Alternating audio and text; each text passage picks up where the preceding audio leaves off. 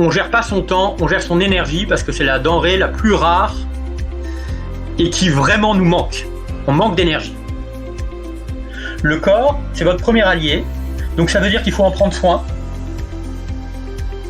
pour qu'il vous aide justement à gagner votre bataille.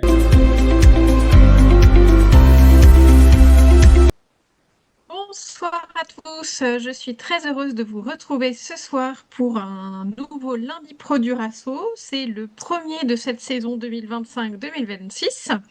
Je suis Delphine Brosseau, directrice déléguée du Rasso et je suis en compagnie de Mickaël Boulic. Bonsoir Mickaël. Bonsoir Delphine.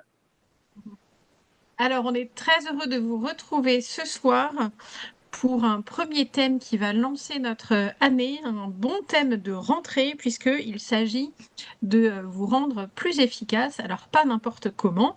Voilà, c'est la rentrée, on est tous dans les starting blocks, on s'est pris, je pense, tous un petit tsunami avec les rentrées du boulot, de nos engagements divers et variés, des enfants, etc., etc.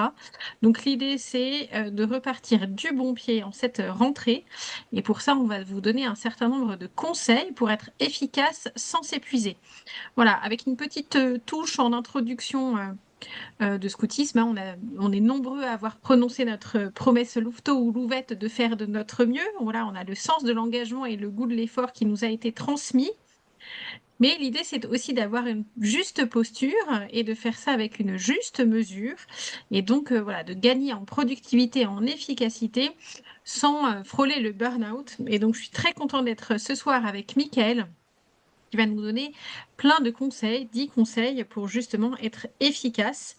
Voilà, de changer de perspective, vous allez voir, de faire un petit point un peu philosophique, on va dire, sur justement la vision qu'on peut avoir du travail. Et puis après, on va avoir des conseils beaucoup plus voilà, très concrets que vous allez pouvoir appliquer dès demain matin. Alors, petite présentation de Mickaël. Alors, Mickaël est un bénévole du Rasso depuis un bon moment déjà. Merci beaucoup, Mickaël, de tout ce que tu as déjà pu apporter au Rasso. Alors, c'est la première fois que tu fais un lundi pro du Rasso. Tu as été officier de l'armée de terre et tu as alterné des postes de commandement sur le terrain avec des postes en administration centrale. Et donc, tu as été confronté à plusieurs voilà, des problématiques très différentes et parfois des problématiques plus politiques. Voilà, tu as été habitué à gérer des situations humaines compliquées et ça t'a amené justement à être passionné par les mécanismes de la psychologie humaine. Et puis ensuite, voilà, tu t'es lancé dans l'entrepreneuriat, tu as été confronté à des défis qui représentent le développement des projets multiples en parallèle et l'accumulation de la charge mentale, cette fameuse charge mentale, avec la fatigue qui menace si l'on n'y prend pas garde. Donc, je crois qu'aujourd'hui, tu as développé de bons outils que tu vas pouvoir nous transmettre pour que cette année, on puisse être efficace et voilà, ne pas s'épuiser dans notre travail et dans nos divers engagements. Alors, ce webinaire va se dérouler en 2 temps. On va d'abord avoir Mickaël qui va nous faire son petit topo. Vous allez avoir un petit support aussi qui va pouvoir vous soutenir et soutenir votre attention. Et puis, vous pourrez poser vos questions. Alors, n'hésitez pas s'il y a des points qui ne sont pas très clairs que vous voulez préciser si vous avez des questions. Vous pouvez le faire au fur et à mesure dans le chat. Vous avez un onglet chat et vous avez aussi un onglet questions et réponses. Donc, n'hésitez pas, je vais surveiller les deux. Voilà, si c'est des choses qu'on peut voir à la fin du topo, on le fera. Si c'est vraiment pour comprendre le sujet, l'idée du moment, Mickaël est tout à fait OK pour que je puisse l'interrompre et préciser les propos ou voilà, donner un petit peu plus d'explications. Voilà, vous savez comment ça va fonctionner ce soir. Je laisse maintenant la parole à Mickaël. À toi de jouer, Mickaël. Merci Delphine. Bon bah déjà je confirme absolument. Moi j'aime bien le dialogue. Donc le webinaire c'est un exercice un peu difficile. Donc si vous avez des questions, faut absolument pas hésiter à m'interrompre. Alors, être productif et en pleine forme. Ça tombe bien, on parle de la rentrée. Justement, cet été, moi je suis parti 3 semaines et j'ai dû me forcer pour être complètement honnête, parce que j'avais très mauvaise conscience de partir. Résultat, je me disais 3 semaines de boulot perdu, je rentre fin août et je fais mon planning, on va en parler, comment faire des plannings. Et j'avais un planning bien chargé pour une semaine de travail. Et le lundi soir, le planning bien chargé que j'avais prévu pour la première semaine était fait. Je vais quand même me présenter un petit peu plus.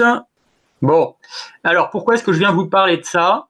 Pas uniquement parce que j'ai eu mauvaise conscience avant de partir en vacances et qu'en fait ça m'a super bien réussi, aussi parce que comme disait Delphine, depuis beaucoup de temps, comme il y a plein de trucs qui me passionnent, j'ai toujours été sur du multi-projet. Donc j'ai une boîte de conseil qui s'appelle Diwal. Je suis également aux commandes d'un projet qui s'appelle le projet Tribu. À côté de ça, je suis administrateur dans 2 associations en Bretagne. J'ai 3 petits garçons entre 2 ans et 6 ans, donc ça aussi c'est un projet à part entière. Et puis je fais des conférences, notamment sur la prise de décision et toutes les situations d'incertitude stratégique, ce qui nous fait un petit lien d'ailleurs avec les histoires de charge mentale, parce que quand il y a des décisions graves à prendre, en général, ça fait plus de charge mentale que de savoir si je mets une chemise blanche ou bleue ce matin. Voilà, donc, on va venir d'abord 3 principes. 3 principes et ensuite 7 points d'application et ça me fera les 10 conseils. Donc le premier principe, c'est halte au principe. Alors à la place des principes, qu'est-ce qu'on va mettre? On va mettre le pourquoi. Vous savez, donc quand je dis halte au principe, ça ne veut pas dire qu'il ne faut pas avoir des valeurs, mais ça veut dire justement qu'il faut avoir des valeurs et non pas des principes. Donc c'est quoi la différence entre les deux? Un principe, c'est Jacques Addy a dit. Jacques Addy a dit, tu dois être celui qui travaille le plus fort. Jacques Addy a dit, il faut dormir 8 heures par nuit. Jacques Addy a dit, etc., etc., il y en a des tas. La valeur, c'est quelque chose qui est important pour moi. Ça peut être la vie éternelle. Pour un scout, c'est une des valeurs les plus hautes, mais ça peut être aussi le travail bien fait. Ça peut être la franchise. Ça, c'est une valeur. C'est pas quelque chose qui me dit Jacques a dit tu vas faire ça. C'est quelque chose qui me guide pour choisir moi-même en tant qu'en homme libre ce que je vais faire. Et la différence entre le principe et la valeur, elle va passer par le pourquoi. Donc si je me couche tard, ou si je me couche tôt, si je me lève tard, ou que je me lève tôt, que je travaille beaucoup, que je pars en vacances, que je pars pas en vacances, parce que parfois c'est une bonne idée de ne pas partir en vacances. Et en fait, c'est pas parce que j'ai un principe qui me dit il faut, et d'ailleurs ce que j'ai dit ce matin, il y a 5 minutes, je suis parti en vacances, ça m'a réussi. J'ai un copain avec qui je parlais il y a une semaine, qui m'a dit moi je suis pas parti en vacances et ça m'a réussi. C'est pour ça qu'il n'y a pas de principe. Et quand on a tendance à venir dans les principes, parfois parce qu'on a eu une éducation solide, on a ce défaut de nos qualités, il faut se dire pourquoi je dis ça. Et pourquoi, alors en français ça s'écrit en un seul mot, en anglais c'est plus intéressant, on a 2 mots, on a why et on a what for. Ce qui m'intéresse c'est what for. Pourquoi je fais ça. Et en fait, on a dit qu'on parlait un peu de philosophie, Delphine, ou de spiritualité. Les principes, c'est la loi ancienne, le décalogue. Ou pour les petits-enfants, on dit non, la confiture, c'est interdit, tu mets pas ta main dans le pot de confiture. Ça, c'est interdit. Et puis à un moment, on grandit et on arrive à la loi d'amour. Donc, dans le domaine de la religion, c'est la loi d'amour du Christ. Puis dans le domaine du travail, c'est ce que je fais, je le fais plus parce que tu vas faire tes devoirs ce soir. Je le fais parce que je sais que ça va m'apporter quelque chose. Je fais ça parce que je sais que je vais être plus efficace. Je fais ça pour quelque chose. Et donc, là, je vais faire un lien avec quelque chose, un outil qui est le premier peut-être des outils, c'est la vision. Si je n'ai pas de vision de où je veux aller, je vais me heurter à des syndromes tels que l'incapacité à prendre une décision, l'hésitation, la procrastination. Et en fait, ça c'est le premier truc, quand je suis dans la procrastination, très souvent, donc soit je me dis ouais, il faut que je me force pour travailler, et en général ça marche pas. Soit justement je vais me dire ok, c'est quoi ma vision? Là on me dit il faut travailler parce que je sais pas, je prends un étudiant, je suis en prépa, normalement je suis censé travailler 4 heures tous les soirs, c'est complètement idiot. La vision que je dois avoir, c'est ce soir mon DM de maths est terminé.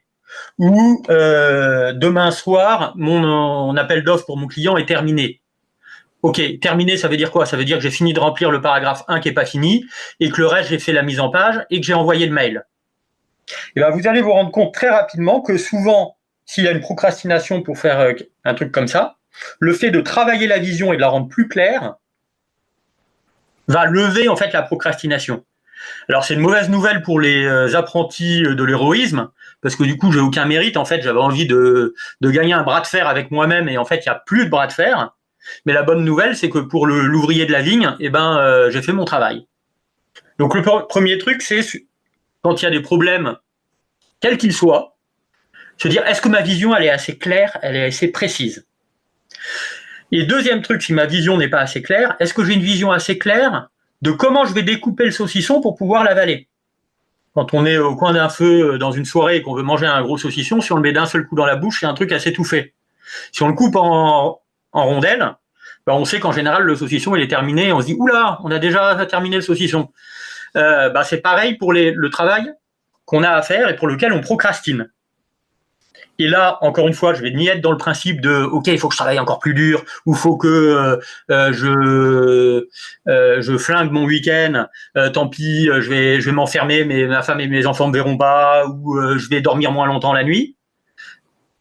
C'est tiens, il y a cette vision-là. Cette vision-là, c'est quoi le chemin? Il y a ça, puis ça, puis ça, puis ça. Et en fait, là, je suis plus dans le rapport de force. Je suis uniquement dans le travail progressif d'une vision qui s'affine et qui devient plus précise. Si c'est clair, on va passer au deuxième principe. Donc le premier, pas de principe, mais on va travailler le pourquoi, c'est-à-dire la vision. Le deuxième, on va être toujours un petit peu dans la provocation. Est-ce qu'il faut gérer son temps? Alors, pourquoi est-ce qu'il passe pas? Voilà. Est-ce qu'il faut gérer son temps? Donc, évidemment, c'est une question provocatrice. On va voir s'il y a des réponses dans le chat. Alors, 21h13. Alors, je voudrais savoir, déjà, Delphine, est-ce qu'il faut gérer son temps? J'ai la réponse déjà, Mickaël. Ah, tu as la réponse. Bon, il n'y a personne qui répond, mais ils ont tous compris que c'est une question piège. Donc, ça dépend des personnes. Ah non, en fait, la réponse, c'est non. Alors, j'ai un problème sur les slides. Voilà, la réponse, c'est non. Bon, évidemment, c'est une réponse provocatrice. En fait, pourquoi je dis qu'il ne faut pas gérer son temps? Parce que ce qui nous manque, ce n'est pas du temps. Ce qui nous manque, c'est de l'énergie. Et en fait, quand on regarde, si on prend tout le temps qu'on a dans notre journée, si j'étais ultra efficace comme je l'ai été le fameux lundi où je suis rentré de vacances, tout le temps, dans tout le temps que j'ai pas tant de problèmes de temps que ça. En revanche, je m'aperçois qu'il y a les moments où je suis au café, il y a les moments où j'hésite, il y a les moments où je suis dérangé, il y a les moments où j'ai une notification et je mets 23 minutes, c'est calculé scientifiquement, pour m'y remettre. Il y a les moments où j'avance pas. Je dis ça fait 3 jours que je bosse dessus, ça avance pas. Et puis tout à coup, vous avez peut-être déjà vécu ça. Je me dis, c'est idiot, ça fait 15 jours que je bosse là-dessus, que ça n'avance pas. Et puis en fait, j'ai terminé en une matinée.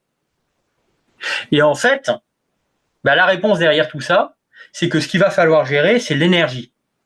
Parce que le temps, dans l'absolu, 24 heures par jour, si les 24 heures elles étaient aussi efficaces que les heures les plus efficaces de ma journée, voilà. Le deuxième point, je disais, c'est on gère pas son temps, on gère son énergie, parce que c'est la denrée la plus rare et qui vraiment nous manque.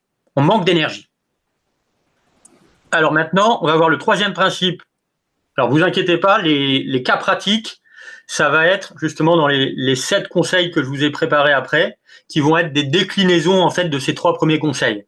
La vision, on gère pas son temps, on gère son énergie, parce que l'énergie, c'est quelque chose qu'on a en très peu, c'est une ressource très rare. Et le troisième principe,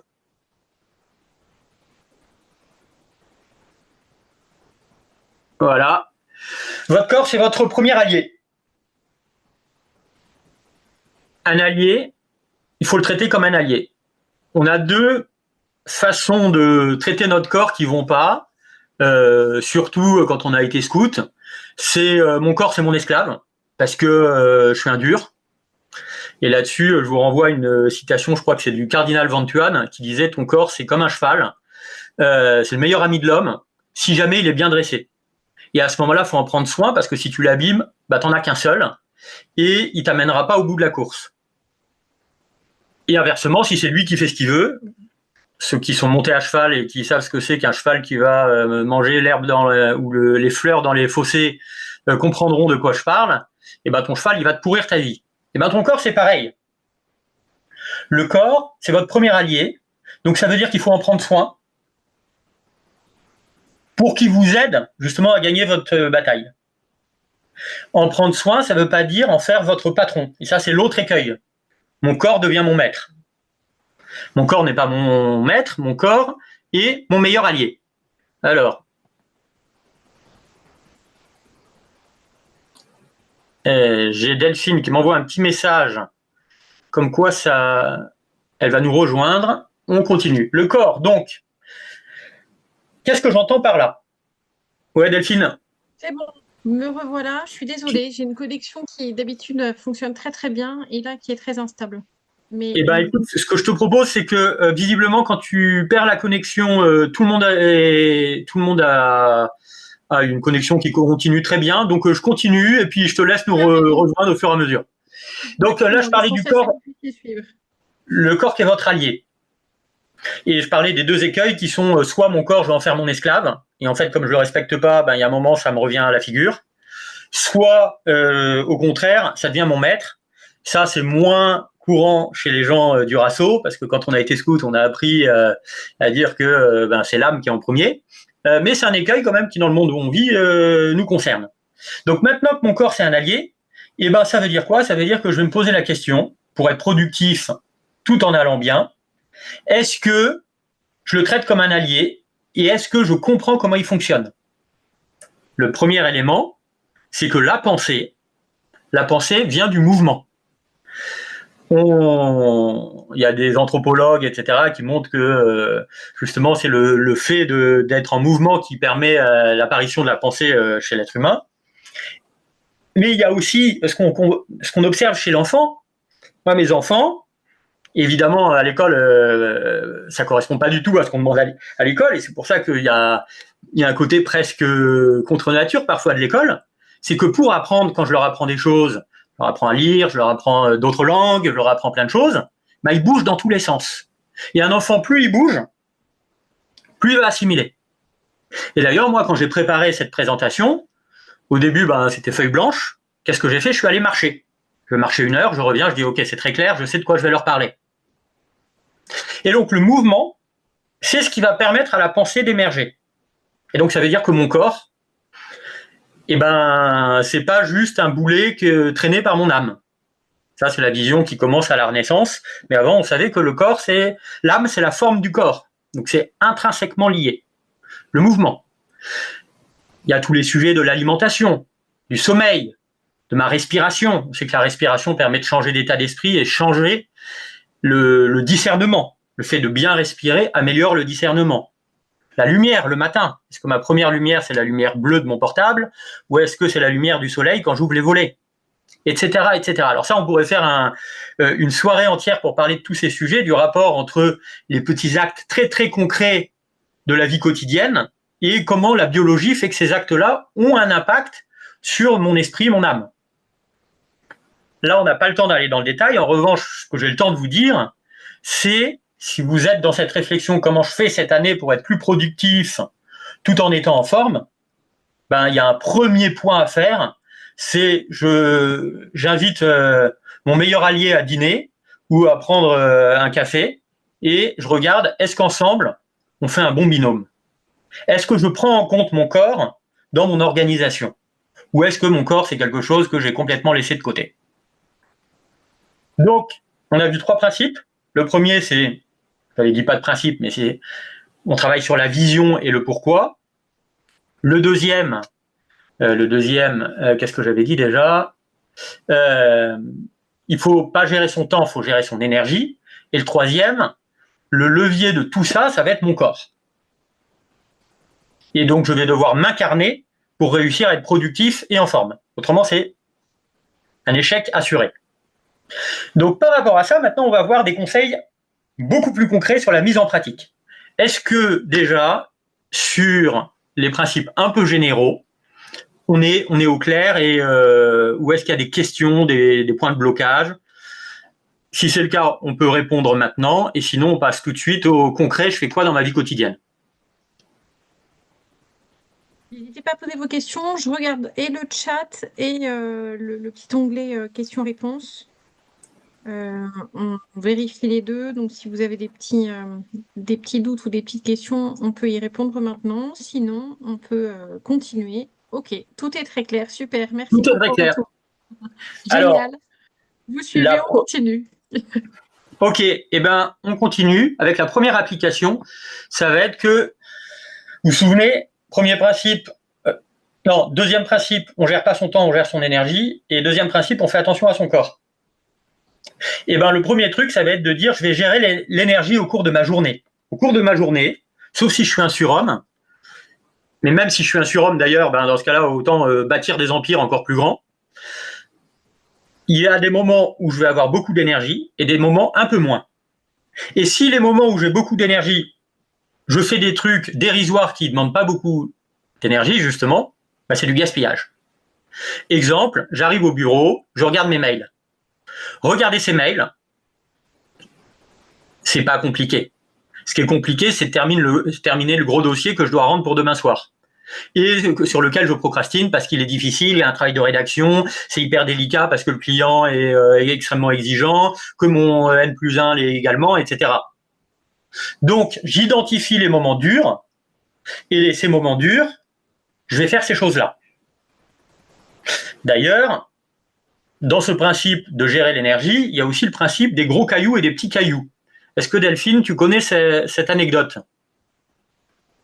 Des gros cailloux. Je connais cette anecdote. Tu la connais. Bon, je vais la raconter pour les autres alors. Ouais. C'est l'histoire d'un prof qui vient avec une grande barrique et qui dit à ses élèves, ok, on va la remplir avec des grosses pierres. Donc on remplit la barrique de pierres et puis à un moment, on dit, ben, la barrique est pleine. Question, est-ce qu'elle est pleine? Non, elle n'est pas pleine. Regardez, on va aller chercher des graviers. Les graviers, ça rentre dans les interstices des grosses pierres. Bon, ça y est, la barrique, elle est pleine les graviers sont à ras. Est-ce que c'est plein? Ben non, on va chercher du sable, on met le sable, et le sable arrive à ras. Et maintenant, une fois qu'on a mis le sable et que c'est rempli à ras de sable, est-ce qu'elle est pleine? Et ben non, elle n'est pas pleine. Là, on va chercher de l'eau, et en mettant de l'eau, on peut encore faire rentrer, ou de la bière, exactement, et on peut encore faire rentrer des trucs dans la barrique. Et ben votre journée, c'est la même chose pour l'énergie, et d'ailleurs, là, un petit peu pour le temps également. C'est-à-dire que les gros trucs, si je les place pas en premier, ils seront jamais faits. C'est aussi l'histoire de, on dit eat the frog, manger la grenouille d'abord, et comme ça après, je sais que ce qui est désagréable est fait, et je suis fier de ma journée dès 10h du matin parce que j'ai fait le plus dur au début. Donc l'idée, c'est d'avoir une stratégie. C'est pas juste un Tetris à remplir, c'est dire qu'est-ce qui est compliqué, qu'est-ce qui prend de la place, qu'est-ce qui en fait est difficile à caser, comme quand je fais un déménagement. Je commence par mettre ce qui est difficile à caser, et ensuite, tout le reste, ça va venir. Et pour beaucoup de jobs, si je regarde mes mails qu'à 10h, c'est pas dramatique. Je dis pour beaucoup parce qu'évidemment, là, c'est une question, on n'est pas dans les principes. Donc, si vous avez un travail où à 9h, il y a des trucs qu'il faut répondre, ben, vous faites à 9h. Dans ce cas-là, peut-être que vous allez faire une boîte mail spéciale avec les interlocuteurs qui exigent une réponse rapide. Mais en tout cas, ce qui est sûr, c'est qu'il faut identifier où est-ce que je gaspille mon énergie. Et là, on n'est pas dans la gestion de temps, vous savez, avec les blocs qu'on case. On est dans de la stratégie. Je mets d'abord ce qui est le plus consommateur. La deuxième application, c'est d'économiser son énergie mentale. Ouais. Une petite question, Mickaël, sur le fait de gérer son énergie au cours de la journée. Est-ce que biologiquement, entre guillemets, il y a une espèce de courbe de l'énergie, de la concentration? Est-ce qu'en fait, il y a des moments de la journée où on est forcément voilà, on a plus de capacité de concentration, on a plus d'énergie que d'autres? Alors, oui et non. C'est une bonne réponse, ça. Oui, on a tous des courbes comme ça. En revanche, je ne peux pas te donner une courbe unique parce qu'on a tous des chronotypes différents. Alors, il y a des gens qui les ont catégorisés par animaux en disant il y a l'ours, le lion, le loup, le dauphin, etc.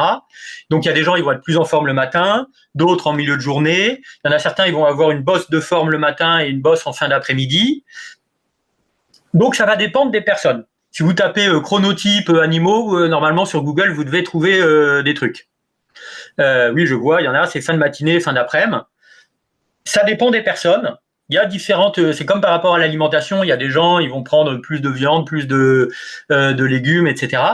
Et donc, ce qui est important, et là, on revient à mon principe numéro 1, qui n'est pas de principe, et qui est, du coup, s'il n'y a pas de principe, il va falloir une valeur. Et la valeur, ça va être bien gérer l'énergie au cours de ma journée.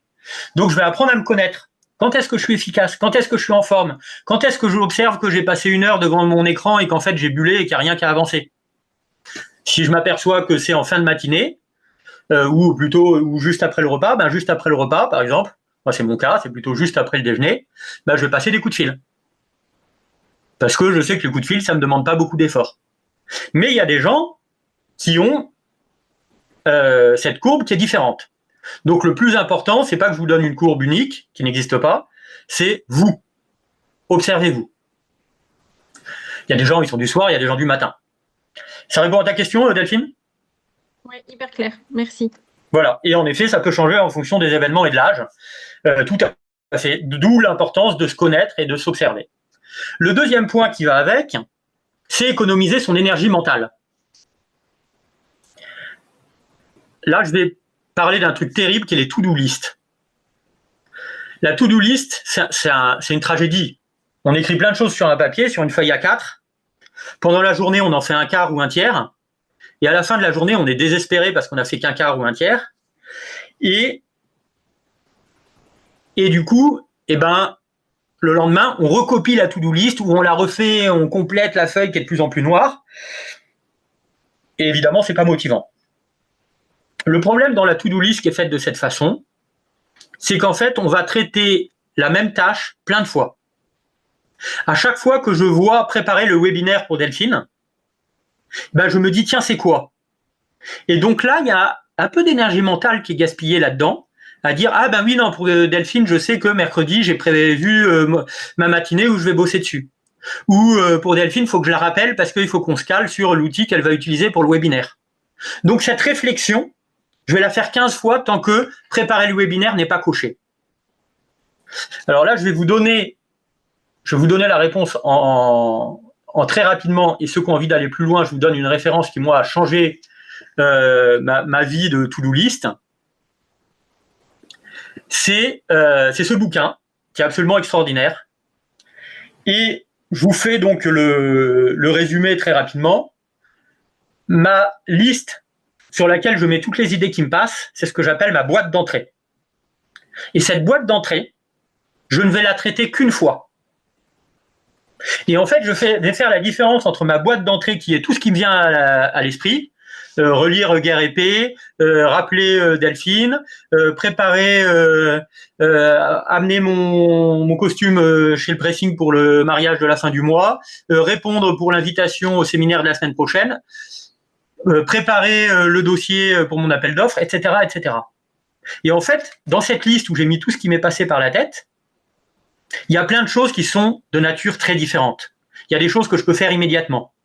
Il y a des choses qui, en fait, demandent une réflexion. Oui, en fait, pour préparer le webinaire, il faut que je prenne une matinée pour préparer mon PowerPoint, il faut que j'appelle Delphine pour avoir des précisions, il faut que blabla, faut que ceci, il faut plein de choses. Ça, en fait, c'est un projet. Et là, ce que je vais faire, c'est qu'au moment où je vais vider ma to-do list, je vais prendre chaque chose. Si c'est un projet, je vais faire une feuille projet à dire c'est ça comme étape. Si c'est une étape à faire un jour donné, je vais le mettre dans mon calendrier. Si c'est une tâche immédiate, je la fais immédiatement, si ça prend moins de 3 minutes. Si c'est juste une idée, je vais mettre dans un petit classeur que j'ai avec le classement de mes idées, en disant tiens, lire Guerre et Paix, c'est un truc sympa, ou une citation que j'ai trouvée qui était sympa. Et en fait, je vais faire la différence entre la nature des différentes tâches. Et ce qui fait que je les aurais analysées une fois et une seule. Parce qu'une fois que j'ai mis, je vais reprendre l'exemple à la préparation du webinaire, le créneau d'une demi-journée, ça je l'ai mis dans mon agenda, c'est fait. Donc il disparaît de ma to-do list. Parce que je sais qu'il va être fait.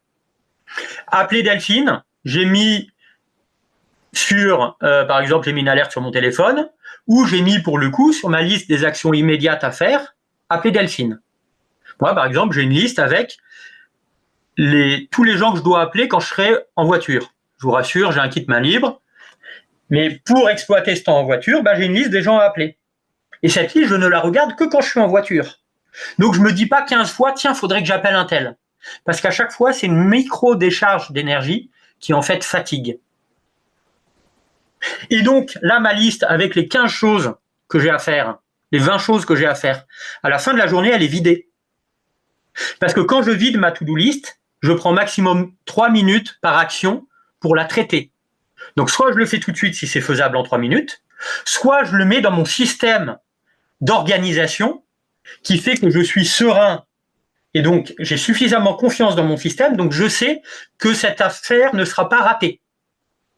Par exemple, j'ai confiance, mon téléphone il va sonner quand je devrais appeler Delphine, ou mon agenda, je sais que je le regarde le matin, donc je vais bien le faire au bon moment, ou j'ai un rappel, j'ai un système organisé qui font que je suis serein. Et là, c'est un point vraiment important, il faut être serein et avoir confiance dans son système, parce que si vous n'avez pas confiance, qu'est-ce qui va se passer?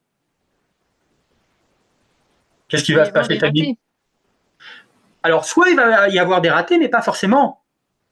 Soit, en fait, pour pas qu'il y ait de ratés, parce que tu es consciencieuse, tu vas y penser 15 fois. Oui. En disant, faut pas que j'oublie. Et donc, comme tu y penses 15 fois, dépense d'énergie. Donc, pour construire le système complet, il y a ce bouquin qui est extraordinaire, que je vous partage. Si vous avez des questions, là, je vous ai donné les grandes lignes, on peut y répondre juste après, à la fin. Et voilà, du coup, on a les 2 cas qui sont faits. Maintenant, application numéro 3. Juste avant, il y a une petite question de Jacques, Ouais. alors qui est plus sur l'application numéro 1, sur le fait de gérer son énergie au cours de la journée. Ouais. C'est intéressant sa question. Comment je gère mon énergie si je ne suis pas libre de l'organisation des moments où je dois être plein d'énergie?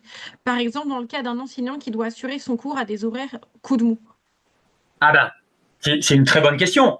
Et de fait, dans tous les cas, un enseignant, il a des contraintes qui sont évidentes. Il ne choisit pas ses horaires d'enseignement.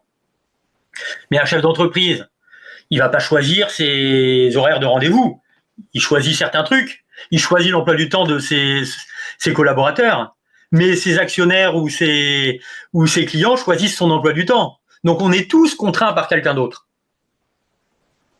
Sauf à vivre, parce que même un rentier, il va être contraint parce que ses enfants, ils vont à l'école à l'heure de l'école, etc., etc. Donc, à part si je suis rentier sur une île déserte et que j'ai décidé de me couper totalement du monde, de toute façon, je vais avoir des contraintes. Donc, c'est une réponse qui va intéresser non seulement les enseignants, mais tout le monde. Alors, comment je fais? Justement, ça rentre, comme quand je fais un Tetris, dans mon système de contraintes. C'est-à-dire que ça, je sais que le cours que j'ai à faire, je le fais à telle heure. Mais par exemple, je sais pas, ça dépend de la personne, mais qu'est-ce qui est le plus difficile? Corriger des copies ou préparer un cours? Ça doit dépendre des personnalités. Mais admettons, corriger les copies, c'est pénible, mais je peux le faire à n'importe quelle heure. De toute façon, voilà, je lis, je mets mes notes, etc. Et en revanche, préparer un cours pour faire passer tel chapitre du programme qui est particulièrement complexe, il faut que je prenne le temps d'y réfléchir, il faut que j'arrive à trouver des bonnes anecdotes, parce qu'en plus les élèves ont du mal, etc. Là, j'ai besoin d'avoir plein d'énergie. Dans ce cas-là, je vais me dire, tiens, je vais faire ce truc-là à l'heure où j'ai le plus d'énergie, dans le temps qui dépend de moi, évidemment. Et d'ailleurs, là, on prend entre 2 tâches professionnelles. Mais admettons, je prends toujours mon enseignant, il doit faire, je sais pas, sa déclaration d'impôt ou un dossier administratif pour je ne sais quoi, pour demander une mutation et autres. Et comme parfois les formulaires administratifs, c'est compliqué à se faire des migraines. En fait, ce truc-là qui est pas directement professionnel, je vais peut-être le faire avant. Ou je suis enseignant, mais j'ai un rendez-vous avec l'architecte parce que je suis en train de refaire une partie de ma maison, et c'est un truc hyper compliqué parce que on a découvert je sais pas quoi dans la maison. En fait, c'est une approche qui est vraiment globale. C'est-à-dire que j'ai des axes de liberté, et puis j'ai des trucs qui ne dépendent pas de moi. Pareil, des jeunes parents, il y a les enfants qui dorment à minuit, malheureusement, qui ne dorment pas à minuit, qui me réveillent à minuit, à 3 heures et à 5 heures. Ah bah oui, en termes de gestion de l'énergie, c'est pas terrible. Mais ça fait partie des données de mon problème. Donc l'idée, c'est ensuite, dans le peu d'heures que j'ai, comment je vais faire pour récupérer. Et c'est pour ça que parfois, quand on est parent avec des enfants tout petits, on dort à des heures improbables parce que là, le sommeil il vient et qu'on sait qu'entre 2 heures et 2 heures et demie, parce qu'il me réveille toutes les demi-heures, je ne pourrais pas dormir. Mais là, tout à coup, il est 16 heures et j'ai une heure pour dormir, je vais dormir. C'est ça aussi, la gestion du temps. C'est par rapport à mes contraintes, comment je fais pour maximiser ce que je peux. Même si ça ne se fait pas comme ça. À l'heure du dîner, oui, je vais aller dormir. Ou à l'heure je vais faire un truc qui n'est pas attendu. Est-ce que, quel était le prénom déjà de la personne qui avait posé la question? Pardon? Jacques. Jacques. Est-ce que Jacques, c'est plus clair pour vous? Je surveille la réponse sur le chat et puis très clair, génial. Alors on peut continuer. Super. Et on passe à l'application 3 qui est très proche. C'est économiser son énergie mentale avec une autre idée que je vous affiche, si ça veut bien. Voilà. Il y a un temps pour décider et un temps pour faire.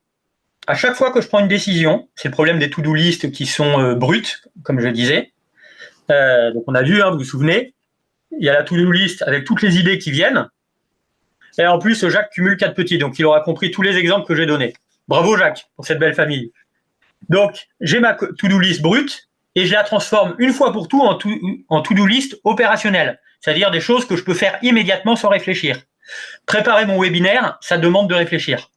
Appeler Delphine, refaire mon PowerPoint, à condition que j'ai déjà les idées en tête, aller marcher pour avoir les idées de ce que je vais mettre dans mon PowerPoint, ça, c'est des actions simples.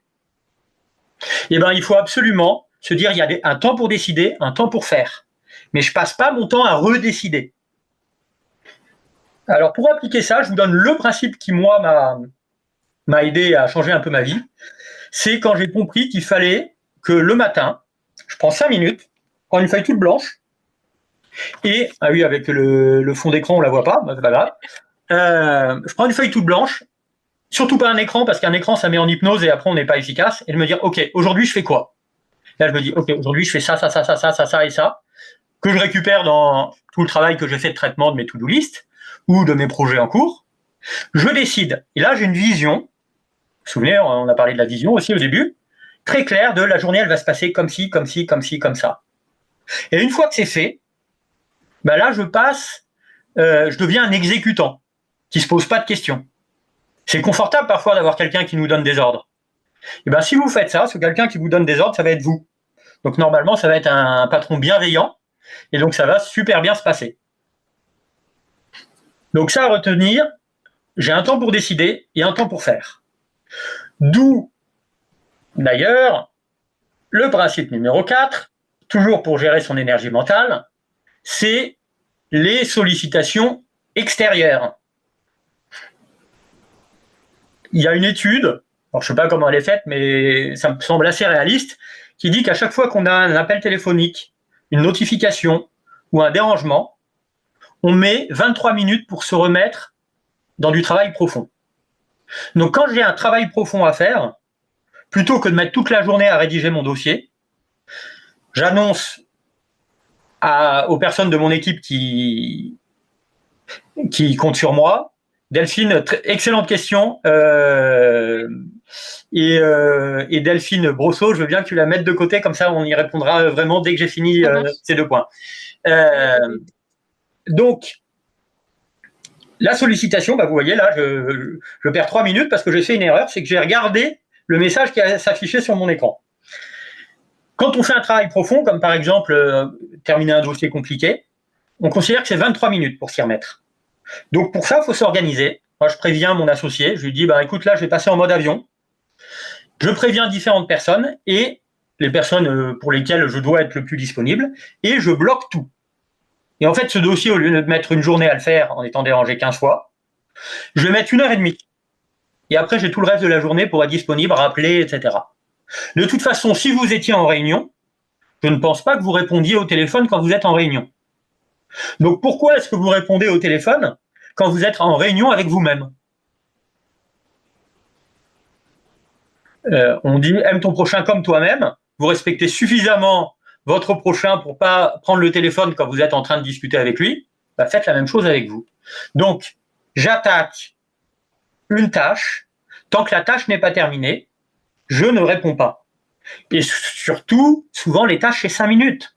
Donc, je suis en train de faire, par exemple, un mail. Je finis mon mail, je vois le téléphone qui sonne. C'est pas grave. Je finis mon mail et puis 5 minutes après, je rappelle. Ben, vous allez voir que le mail, au lieu de mettre 2 heures à le faire, ben, en fait, il va être fait dans le temps normal d'un mail, c'est-à-dire 10 minutes.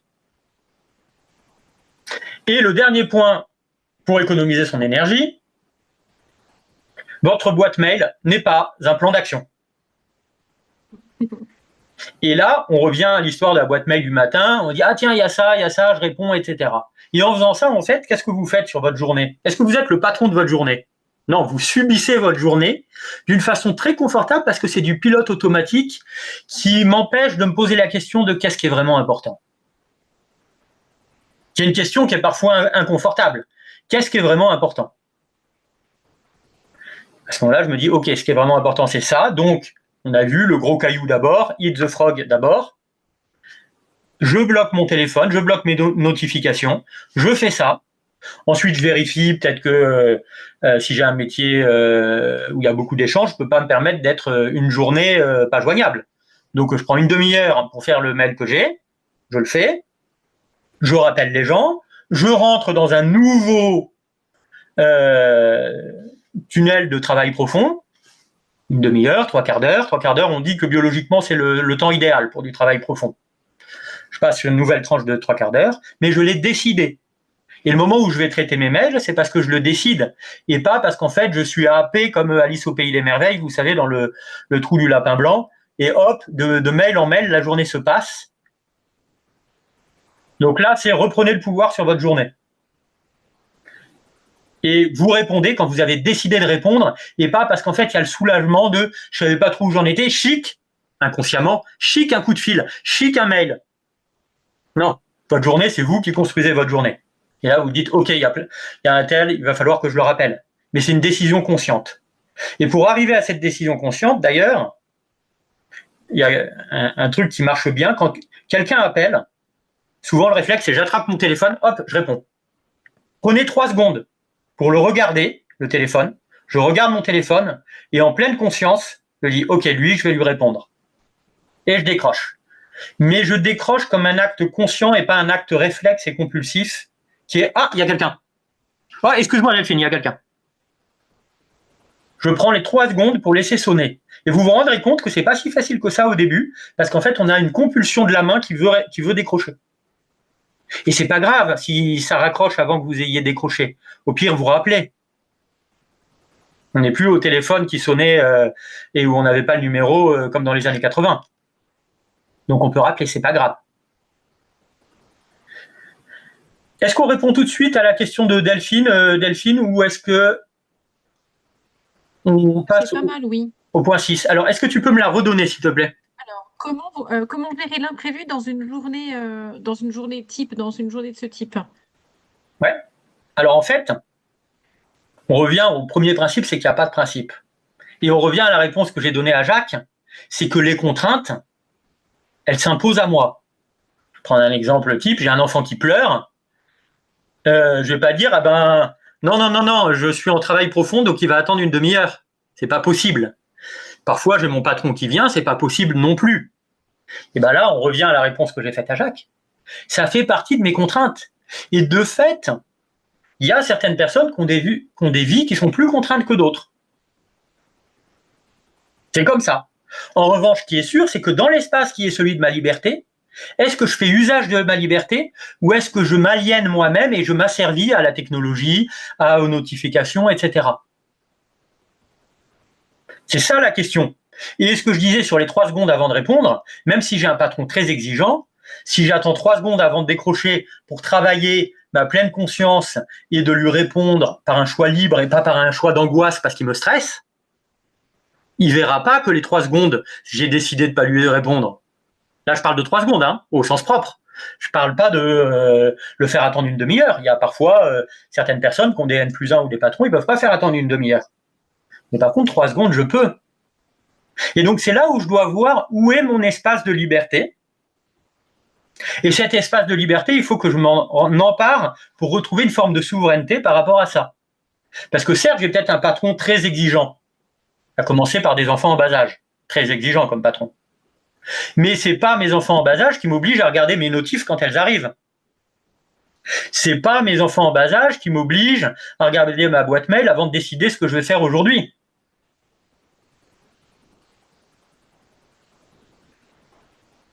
Et mes enfants en bas âge, est-ce que j'entends quelque chose? Est-ce que réellement là c'est tout de suite comme mon téléphone? Ou est-ce que ça peut attendre 10 secondes que je finisse d'étendre la chemise que je suis en train de faire et qui va attendre parce que là il a juste envie de prendre son biberon, donc lui il pleure mais je vais finir d'étendre ce que je suis en train de faire. Et donc là il y a un discernement de dire où sont mes espaces de liberté. Et on a tous des espaces de liberté, ils sont plus ou moins contraints, ça c'est sûr, mais on en a tous. Et tout l'enjeu, il va se jouer là-dessus. Parce qu'évidemment, tout le reste, ça dépend pas de moi, et ça fait partie du défi que je dois relever. En revanche, il y a un espace qui est à moi, et que souvent, je laisse à un maître autre que moi. La technologie, mon stress, mes addictions à la dopamine, etc., etc. Est-ce que, Delphine, ça répond à votre question? Ou est-ce que vous voulez qu'on aille plus dans le détail? Delphine va nous répondre. Si je comprends bien, Mickaël, en fait, il y a des vrais imprévus et des faux imprévus, en tous les cas, des imprévus qu'on peut replanifier, ajourner, décaler, etc. Voilà, exactement. Et là, c'est l'affaire du discernement, et c'est ce discernement qui fait que je vais reprendre un peu de maîtrise sur ma vie. Et c'est pour ça, vous vous souvenez, on n'a dit pas de principe. J'ai pas de principe parce qu'en effet, il y a des gens qui ont plus de contraintes que d'autres, c'est plus difficile que d'autres. Et vous voyez, par exemple, quand j'étais en école militaire, on a des moments où on nous bahute, on marche toute la nuit, on n'a pas le temps de dormir, et justement pour voir, on nous met des contraintes au maximum pour voir si on va tenir.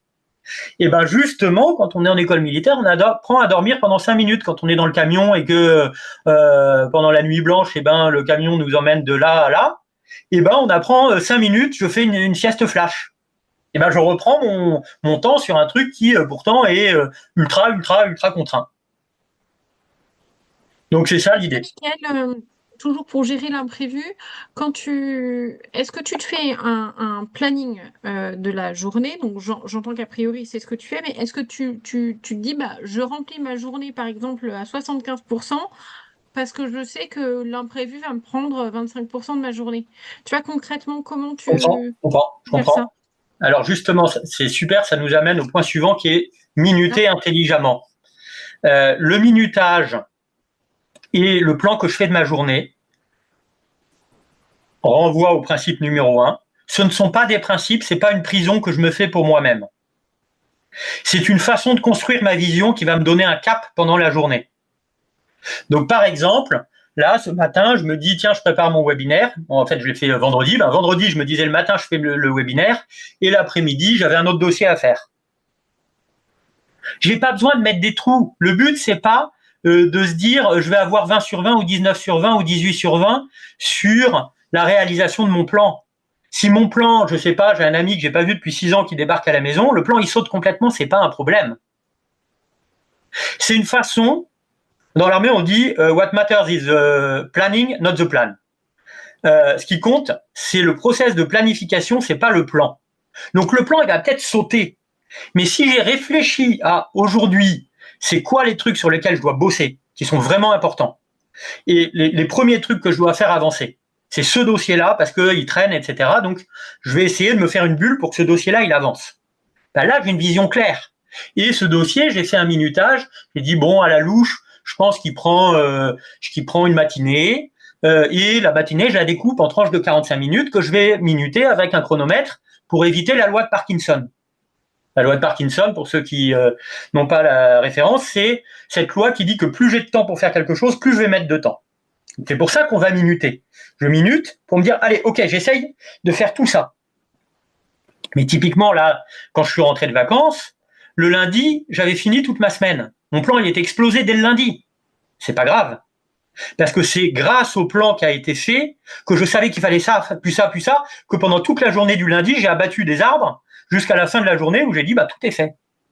Et pourquoi ? Parce que j'avais une vision claire de la semaine. Et c'est en ça que mon plan, il m'a rendu service. Et donc, si j'ai des imprévus, le plan, l'imprévu, et que c'est un imprévu plus important, soit une priorité qui tombe, soit autre chose, un enfant qui se fait mal, ou quelque chose qui pour vous est important, ça c'est vous qui le décidez, et dans ce cas-là, ça va passer en premier. Mais ensuite, quand je saurai que je m'y remets, comme j'aurais fait ce travail de dire, ok, ce qui est vraiment important, c'était ça, j'arriverai beaucoup mieux à retomber sur mes pattes. Peut-être que si c'est la matinée qui a explosé et que la matinée, j'avais une conscience que c'était ultra important, le fait de faire une séance de mailing l'après-midi, je vais annuler mon mailing et je vais déplacer l'après-midi. Et ça, en fait, on revient à décider avant de faire. C'est-à-dire qu'une fois qu'il y a cet imprévu qui est arrivé et que votre emploi du temps, il est explosé, je vais prendre 10 secondes, je vais prendre une grande respiration, et là, on revient au corps, parce que pour prendre des décisions, la respiration, c'est quelque chose d'absolument vital. Et en respirant, je vais dire, ok, je fais quoi maintenant ? Là, mon emploi du temps, il est mort. Je fais quoi ? Et si vous faites ça, je prends une grande respiration et je me dis, je fais quoi ? Et je décide ce que je fais. Ok, je rappelle un tel. Ok, je fais ça. Et je le décide avant de le faire. Ça va faire totalement la différence sur, oh là là, je suis à la bourre, bon, je me jette sur ma boîte mail comme un affamé sur un plateau repas, ou je me jette sur mon téléphone pour rappeler les gens qui m'ont appelé, et là, je suis dans la compulsion. Et donc, pareil, le minutage, il sera peut-être pas bon, soit parce que j'ai été trop optimiste, soit trop pessimiste. Si, en fait, j'ai été trop optimiste et qu'au bout de 3/4 d'heure, le truc, il est clairement pas fini, je dis, ok, là, j'arrête, je fais une petite pause pour reprendre la main, pour pas me faire embarquer. Et puis là, je me dis, ok, il va falloir encore que je fasse 2 créneaux de plus de 3/4 d'heure, parce qu'en fait, un seul, c'était pas du tout suffisant. Là, je me redécide. Donc, en fait, là, c'est passer dans un état d'esprit où on subit en permanence tout ce qui nous arrive, à un état d'esprit où on vit en conscience. Et c'est ça que le fait de planifier ou le fait de minuter va m'aider à faire. Mais la planification et le minutage, c'est des serviteurs. C'est des bons serviteurs et c'est des mauvais maîtres. Est-ce que, Delphine, ça répond à ta question ? Oui, c'est très clair. J'ai une autre question de Sophie. Comment faire quand on a un travail très exigeant sans possibilité de modifier le programme ? Alors, ce serait bien, c'est une question très intéressante qui prolonge un petit peu la question de Jacques, mais là, je n'ai pas assez de détails pour répondre. Ce serait bien qu'elle donne un peu plus de contexte parce qu'en fait, encore une fois, la réponse, elle ne va pas être dans les principes, elle va être dans le discernement du cas concret. Et là, j'ai une question qui est très théorique. Et malheureusement, la théorie ne vous apportera pas de solution. Ce qui apportera la solution, c'est comment j'applique ces principes qui ne sont pas des principes, mais qui sont des boussoles à un cas particulier. Donc là, je vais avoir du mal à répondre dans ce cas qui là est pas assez spécifique. Sophie, on vous laisse peut-être préciser un petit peu votre propos. En attendant, Mickaël, j'avais une autre question qui est un tout petit peu annexe, mais quand même, je pense que c'est vachement lié à la gestion de son énergie et de son temps. Est-ce que tu as des astuces, des plans pour arriver à faire ce qu'on n'aime pas faire ou ce qu'on ne sait pas bien faire, et souvent c'est les deux, et sur lesquels on procrastine tout le temps? Ouais. Les 2 astuces, et ça m'arrive de procrastiner, et quand du coup, j'ai mis en place une petite alerte intérieure pour dire, aïe, là, je suis en train de procrastiner, il y a un truc qui ne marche pas. Et donc, quand c'est le cas, je me pose 2 questions. La première question, est-ce que mon idée de l'état final à atteindre est suffisamment claire ? Par exemple, quand on dit prépare un webinaire, c'est pas du tout clair, c'est quoi être préparé ? Donc, je ne vais pas avancer. Par contre, si je me dis, ok, je serai prêt quand mon PPT il sera fait, que j'aurai un plan avec tout le contenu que je veux donner aux participants, et peut-être que j'aurais fait une répétition, par exemple, si j'ai besoin, ou pour une conférence. Ah, ben ça c'est clair. En fait, là, j'ai une vision. Et quand je dis vision, attention, une vision, c'est pas des mots. C'est pas des mots. Les mots, c'est de la théorie. Une vision, c'est quelque chose qui relève du sensible, et donc qui ramène au corps. La vision que j'ai, c'est mon PPT, il est sur le bureau. Éventuellement, je l'ai imprimé et je l'ai là. J'ai mon PowerPoint qui est fait, mon diaporama. Ma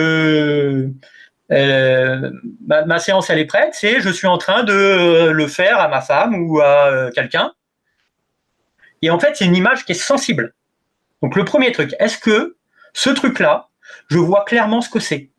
Par exemple, j'ai un problème d'humidité dans la maison. Ah, faut que je m'en occupe. Je procrastine. C'est pas clair du tout. C'est quoi?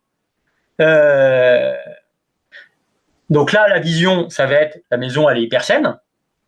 Et le deuxième truc, une fois que j'ai une vision qui est saine, qu'une vision de la maison qui est saine, c'est quelles sont les étapes. Est-ce que j'ai fait le découpage? Toujours les tranches du saucisson. Il faut que je m'occupe de la maison qui est hyper humide et ça fait 1 an que je me dis qu'il faut que je m'en occupe, mais je le fais pas. Et ben là, je vais mettre dans ma to-do list, je vais mettre un créneau réflexion, et je vais me mettre par exemple une demi-heure. Et je vais me dire, tu as une demi-heure pour déterminer des trucs très concrets de ce que tu as à faire. Alors par exemple, ce que j'ai à faire, c'est faire une recherche Google sur une trace d'humidité dans la maison. Appeler ce copain qui est un entrepreneur du bâtiment et qui a peut-être un avis à me donner. Appeler le plombier parce que je me demande s'il n'y a pas une fuite dans la salle de bain. Ou aller passer un chiffon sous le robinet de la salle de bain parce que je me demande si ça fuit pas. Ah oui, en fait, là, j'ai 3 petites tâches très simples. Et la 4e tâche, c'est remettre un créneau de réflexion une fois que j'aurai fait ces 3 tâches-là. Et ben là, tu vas voir que l'humidité dans le salon, ça va avancer beaucoup plus vite. Parce qu'en fait, tu as 4 tâches à faire. Est-ce que ça répond à ta question, Delphine? C'est hyper clair, merci beaucoup. Et on a Sophie qui a précisé un petit peu, je Oui. suis encore étudiante, mais je me projette pour quelqu'un qui travaillerait par exemple dans un centre de pompiers ou policiers ou même un militaire. Ah bah oui, ça tombe bien, je vais parler du militaire alors si ça convient. Le militaire, évidemment, il y a des tas de trucs qui sont contraints. Quand c'est contraint, c'est quand même sympa parce qu'en fait, ça dépend pas de moi. Donc je me laisse porter. Mais très rapidement, le militaire, sauf pendant ses classes, il va avoir des responsabilités plus ou moins importantes, suivant son grade, mais il va avoir des responsabilités. Et ces responsabilités, ça va être mon espace de liberté, mais aussi mon espace de je suis productif ou pas. C'est-à-dire que si le matin, on vient me réveiller, je me réveille à telle heure, j'ai rien à faire. En revanche, déjà, quand je me réveille, est-ce que je me jette sur mon portable ou est-ce que je commence à préparer mes affaires et à recaler, parce que même quand on fait ses classes, il y a peut-être des trucs à réviser ou revoir quel est le programme de la journée. Donc là, j'ai un espace de liberté. Ensuite, on va aller faire du sport tous ensemble. Là, j'ai plus d'espace de liberté. Ensuite, j'ai 20 minutes pour aller prendre les douches. Est-ce que ces 20 minutes, pareil, je les mets à profit au mieux pour faire quelques étirements, pour aller me réhydrater, ou est-ce que comment je le gère? Et puis après, si je suis plus pendant mes classes, je vais avoir des responsabilités. Même un militaire du rang, il va être en charge de gérer le magasin, il va avoir des responsabilités. Comment je les gère? Et puis après, si je suis sous-officier ou officier, j'en ai encore plus. Et donc là, les temps que je dois gérer, de toute façon, ils vont augmenter. Et le pompier ou le soignant, c'est pareil.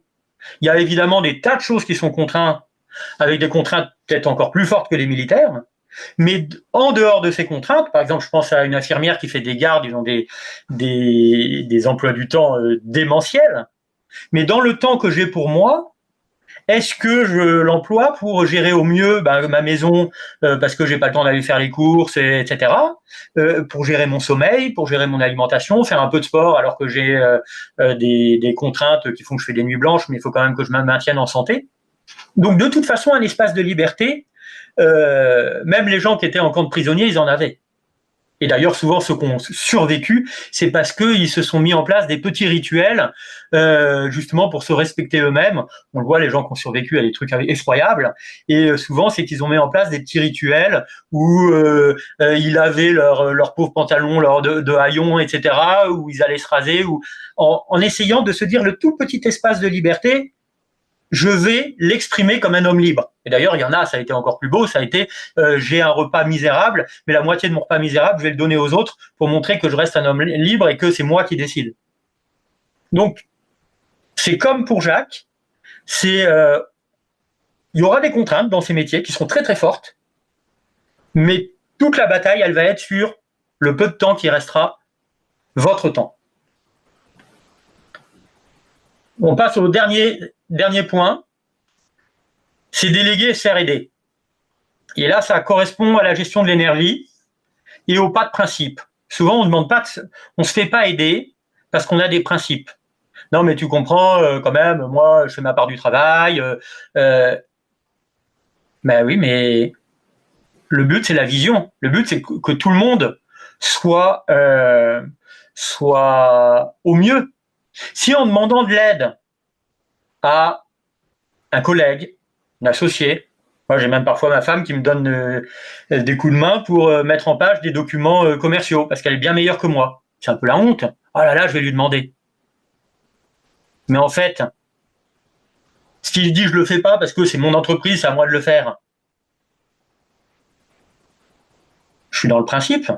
Si je suis dans le discernement de qu'est-ce que je veux, quel est le bien que je recherche derrière ce principe. Le bien que je recherche, c'est de pas être un poids trop important. Et ben dans ce cas-là, je vais dire bah tiens, il y a tel truc qui était un peu pénible que tu devais faire, parce qu'elle aussi, elle a des trucs, on a tous des choses.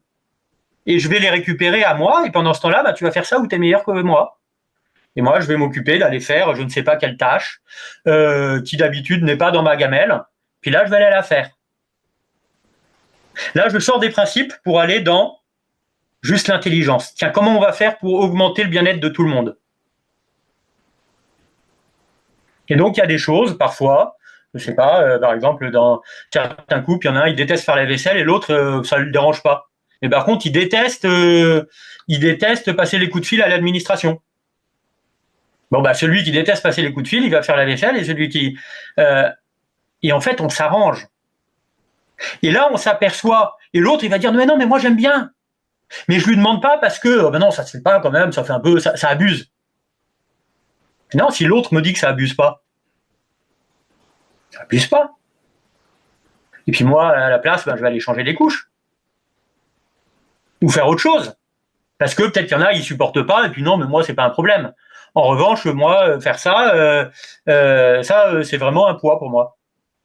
Et donc là, il faut arriver à un truc qui s'appelle, c'est l'humilité, c'est-à-dire non pas je fais le héros, mais au contraire, je prends les choses telles qu'elles sont. Je suis moins bon pour faire ça.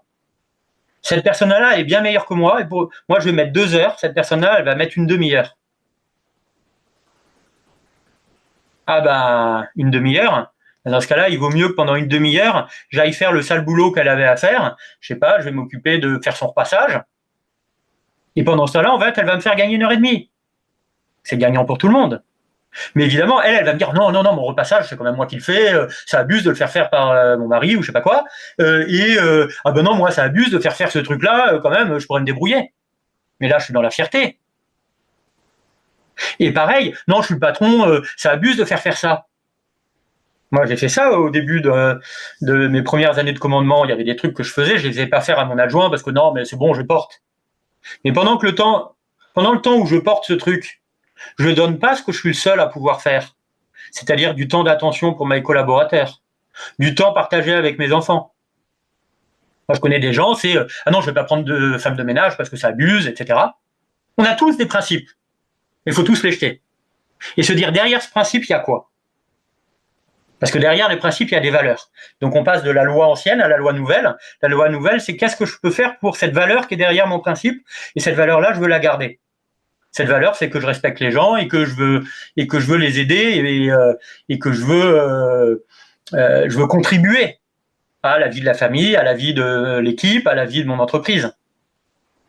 Mais s'il y a un truc où j'ai du talent, bah, vaut mieux que je passe mon temps à faire le truc où j'ai du talent plutôt que de passer du temps sur un truc où je suis mauvais, juste pour montrer que si, je me débrouille tout seul. Et ça, même étudiant, on peut le faire. Étudiant, on peut se mettre en binôme, et là, on partage le travail de recherche pour faire des fiches. Pour certains concours que je vais préparer, on se mettait à deux. Et la condition, c'était que celui qui préparait une fiche, elle devait être de bien meilleure qualité que si c'était une fiche pour moi tout seul, parce que cette fiche, elle devait être immédiatement, elle devait faire que je la donne à mon binôme, et mon binôme, il n'a plus rien à faire. Donc le travail, il devait être absolument remarquable. Et lui dire, attention, ce qui est important, c'est ça, le piège, il est là, etc. Donc c'était une fiche beaucoup plus qualitative que les fiches qu'on fait quand on est étudiant, où on recopie le cours à moitié en stabilotant. Non, là, il y avait une réflexion. Qu'est-ce qui est dangereux? Qu'est-ce qui est important? Qu'est-ce qui doit être retenu? Avec quoi on peut faire comme lien? Avec quel lien on peut faire, etc., etc. Donc, je passais, au lieu de passer 1 heure à faire une fiche, je passais 1 heure et demie. Mais lui aussi, il passait 1 heure et demie à faire ses fiches au lieu d'1 heure. Et grâce à la fiche que j'avais mis 1 heure et demie à faire, moi, je mettais 10 minutes pour assimiler le sujet. Donc, on était tous les deux gagnants. Mais il y en a qui auraient dit, ah bah oui, non, mais c'est la honte, etc. Encore une fois, donc, je délègue, je me fais aider. Et puis pareil, s'il y a quelqu'un qui est meilleur que moi dans telle matière, là je parle pour les étudiants, soit je suis dans l'ego, non mais je vais y arriver tout seul, soit je vais avoir l'humilité de demander, tiens, s'il te plaît, est-ce que tu peux m'aider? Et puis je te le revaudrai. Et si l'autre il est meilleur que moi en tout, et peut-être que quand j'irai chez Franprix faire mes courses, je lui ferai les siennes. Puis lui, ça va lui rendre service. Et lui, pareil, il n'aurait pas osé dire, ah non, mais c'est la honte de demander à mes potes de faire mes courses. Mais en fait, si tu passes 1/2 heure à m'expliquer le dernier cours de maths que j'ai pas compris, et que moi, pendant la demi-heure que je fais mes courses, ou je fais mes courses de toute façon, et je fais les tiennes, toi tu gagnes, moi j'y gagne. Simplement, tous les deux, on a besoin pour ça de mettre notre ego sous le tapis. Et donc, en conclusion de ça, l'ego ou le résultat, il faut choisir. Et il y a dans la Bible, il y a un très beau passage quand les Hébreux et Moïse sont dans le désert, où il y a une épidémie de serpents vénéneux qui viennent mordre les Hébreux, et ceux qui sont mordus meurent dans d'atroces souffrances au bout de très peu de temps. Et en fait, ce que fait Moïse, c'est qu'il va fondre un serpent en bronze, il le met en haut d'un mât, et ceux qui regardent le serpent de bronze sont sauvés. Alors, il y a une interprétation spirituelle qui est la première interprétation, qui est que le serpent de bronze vers lequel les regards se tournent et qui nous sauve, c'est le Christ. Mais il y a aussi une interprétation plus immanente, c'est que faut arrêter de me regarder moi et qu'il faut regarder vers autre chose qui me dépasse. Donc cette autre chose, évidemment, le plus haut, c'est la vie éternelle, c'est le Christ. Mais en plus bas, il y a simplement pourquoi. C'était le tout début de cette soirée, ce qu'on a vu. Pourquoi je fais ça? Pour être efficace, pour aider ma famille, pour aider mes enfants à grandir, aider mes équipes à grandir aussi. Et là, j'arrête de me regarder moi. Et si j'arrête de me regarder moi, il y a des tas d'idées qui vont venir, il y a des tas de choses qui vont se faire toutes seules, parce que justement, je vais être non pas cette fausse vision de l'humilité où je dis « ah, je suis mauvais, etc. » Non, juste me décentrer. Je vais regarder c'est quoi le but, l'étoile. L'étoile vers laquelle je vais, c'est ça. Et du coup, je deviens complètement dans l'obsession de cette étoile, comme le navigateur qui se regarde pas en disant est-ce que je fais un bon navigateur? Non, il se dit par où je vais passer. Et il essaye d'éviter les récifs, il se regarde pas lui. Il regarde l'étoile et il essaye de voir où il va passer. Donc il décentre son regard. Et si je fais ça, je vais être capable de me reposer quand c'est la honte, parce que c'est pour le bien de la mission. Et c'est pas grave, oui, j'ai besoin de sommeil. Et aller faire une sieste pendant le travail, d'accord, je vais le faire. Ou demander de l'aide, je vais le faire. Ou, etc., etc., etc. Donc, décentrer son regard, et en plus, quand on est au Rasso, normalement, des caps lointains et des étoiles à regarder, on en a. Voilà. Génial. Merci beaucoup, Mickaël. N'hésitez pas à poser vos questions. Je surveille le chat et je surveille l'onglet questions-réponses. Il y avait une question intéressante, remarque-question de Sébastien, très intéressante. En cas de planning explosé plusieurs fois, il convient de reprioriser, ce qui conduit nécessairement au bout du bout à faire des impasses. Comment ne pas culpabiliser? Justement, le serpent de bronze. Si j'ai une vision claire de ce que je dois faire, moi, je me souviens, c'est un des chefs que j'ai eu quand j'étais militaire qui m'a beaucoup marqué, qui me disait quand il y avait des choses qui me révoltaient, parce que quand on est dans des états-majors ou autres, il y a toujours, on prend les choses à cœur, on dit oh c'est pas normal, etc. Et qui me disait régulièrement, tu sais Mickaël, il y a des batailles qu'il faut savoir perdre. Et en fait, si vous êtes fixé sur la priorité, c'est ça, et j'ai un emploi du temps pourri qui fait qu'il y a 15 imprévus qui arrivent, etc., et ben, au lieu de subir, parce que j'ai ma boîte mail qui est ma to-do list et je suis aspiré par les événements et à la fin, le soir, je me dis « Oh là là, je suis mauvais ». Non, au lieu de faire ça, justement, je vais dire « Ok, le cap, c'est ça. Qu'est-ce qui est vraiment important ?» Là, il va y avoir des bateaux qui vont couler de partout. Quel est le bateau que je veux surtout pas voir couler? Qu'est-ce qui est le plus important à ce niveau-là? Et donc, je fais un choix et encore un choix en conscience. Bon, en conscience, clairement, sur les 10 batailles qu'on a à mener, on pourra en gagner qu'une seule. Je choisis celle que je gagne, c'est celle-là. Et là, si je le choisis au lieu de le subir, d'où l'importance à chaque fois qu'il y a un changement de programme, et peut-être que dans cette journée, il va y en avoir 10, de se dire, ok, à chaque fois, je respire. Ok, on va refaire les priorités. Qu'est-ce qui est important? Ça. Et je le choisis en conscience. Si je le choisis en conscience, et ben le soir, je vais me dire, c'était dur, mais je l'ai choisi et j'assume. Et si j'assume, ben je ne vais pas culpabiliser, je vais dire, voilà, mon Dieu, j'ai fait au mieux, j'ai fait ce choix, et j'ai pris une décision qui était difficile, mais je l'ai prise. Et comme je l'ai prise vraiment de façon souveraine, comme un chef, eh ben, il n'y a pas lieu de culpabiliser, puisque c'est ma décision, et si je devais le refaire, je le referais. Donc là, j'aurais plus qu'à dire, bah, écoutez, mon Dieu, voilà, j'étais incapable de gagner plus d'une bataille sur 10. J'ai choisi celle-là pour telle et telle raison, donc je l'ai fait en conscience, je l'ai fait vraiment d'une façon que j'assume. J'ai fait au mieux. Maintenant, si je me suis trompé, ben pardonnez-moi. Mais là, il n'y a plus la place pour le « Ah merde, j'ai merdé, je me suis laissé emporter. Ah, j'ai encore fait n'importe quoi. » Parce que j'ai été en conscience. Est-ce que Sébastien, ça répond à la question?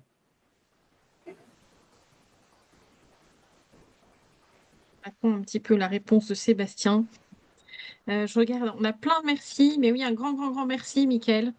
On a plein de merci, c'est super sympa d'avoir vos retours et c'est bon pour Sébastien aussi, qui nous remercie. Génial. Je revérifie quand même sur, prenez voilà, le temps de faire voilà, d'écrire vos questions ou vos remarques avant que ce webinaire n'arrive à sa fin. Je laisse encore voilà, 30 petites secondes. Le temps pour moi de vous annoncer la prochaine conférence, enfin le prochain lundi pro du Rasso, parce que c'est pas la prochaine conférence, on en a une entre deux. Le prochain lundi pro du Rasso, c'est à nouveau avec toi, Mickaël. Un grand merci de refaire une nouvelle conférence. Ce sera le 6 octobre. Un thème que je trouve passionnant qui est qui porte sur le faire savoir ou l'art négligé de rendre visible, se rendre visible avec justesse. On parle beaucoup de savoir-être et de savoir-faire dans le monde professionnel et on parle un petit peu et de plus en plus de faire savoir. Mais voilà, on n'est pas pas très familier avec ça, voire pas à l'aise du tout. Voilà, on dit bien dans la Bible que ta main gauche ignore ce que fait ta main droite. Et en même temps, voilà, l'idée, c'est de trouver un sens à se faire savoir, de trouver une posture ajustée qui peut être utile et nécessaire dans notre vie professionnelle, mais aussi dans nos différents engagements. Et donc, ce sera le prochain thème de nos lundis pro du Rasso. Donc, c'est le 6 octobre, toujours à 21h. Je vais vous mettre dans la conversation à tout le monde le lien pour ceux qui souhaitent s'y inscrire. Donc, c'est comme d'habitude, ouvert à tout le monde et gratuit. Un grand, grand, grand merci, Mickaël. Je revérifie quand même. Oui, il y a une question de Guénola. Oui, il y aura un replay si tu es OK, Mickaël, qu'on peut disposer sur le site du Rasso. Pas de souci. Et puis s'il y a des gens qui ont une question ou autre, qu'ils envoient un petit message. Il n'y a pas de souci. C'est pas la porte qui se referme. Vous passez par le Rasso ou voilà. Il y a aucun problème. Je vous mets la petite adresse mail du Rasso, la plus simple, et puis je ferai suivre à Mickaël. Voilà, ou vous me trouvez sur LinkedIn aussi. Voilà. En tout cas, moi, comme c'est un sujet qui me passionne, j'aurai du plaisir à répondre à vos questions s'il en reste. Voilà. Génial. Merci beaucoup à vous tous. On fait vite le replay et puis on se retrouve donc pour un prochain lundi Pro Durasso le 6 octobre. Et en attendant, je crois que c'est le 24 septembre, on a une conférence avec Bénédicte de Dinchin sur l'estime de soi que je vous recommande aussi. Voilà, comme ça vous serez vraiment parés pour cette nouvelle année. Merci à tous, merci beaucoup Mickaël et je vous souhaite à tous une très bonne soirée. Bonne soirée!